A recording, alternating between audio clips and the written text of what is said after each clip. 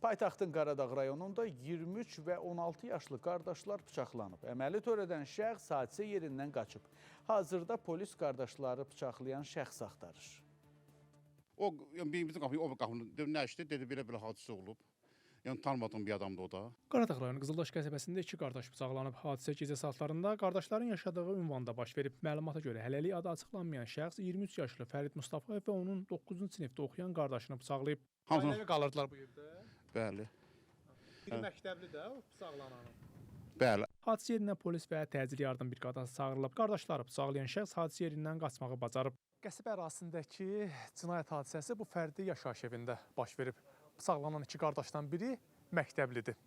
İddialara görə iki qardaşı bıçaqlayan şəxs onların dayısı olub və o hadisəni törətdikdən sonra ərazidən qaçıb və hazırda onun polis tərəfindən axtarışlar həyata keçirilir.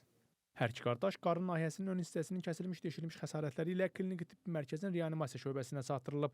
Onlar cərrahi əməliyyat olunublar. Saat 23:50 radələrində 2 nəfər kişi cinsli ön sağ divarının küt alətlə kəsilmiş, deşilmiş, daxilə nüfuz etmiş yarası diaqnozu ilə kliniki tibbi mərkəzin təcili və təxirə salınmaz tibbi yardım şöbəsinə hospitalizasiya edilib. Zəruri instrumental diaqnostik müayinələrdən sonra hər iki şəxsin üzərində cərrahi əməliyyat icra olunub.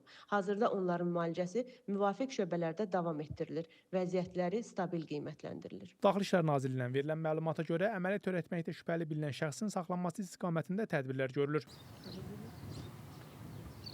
Cinayət hadisəsinin dəqiq təfərrüatları istintaq araşdırmalarının sonunda bəlli olacaq. Rəşad Vəkiloğlu, İlkin Həsənov, Space xəbər.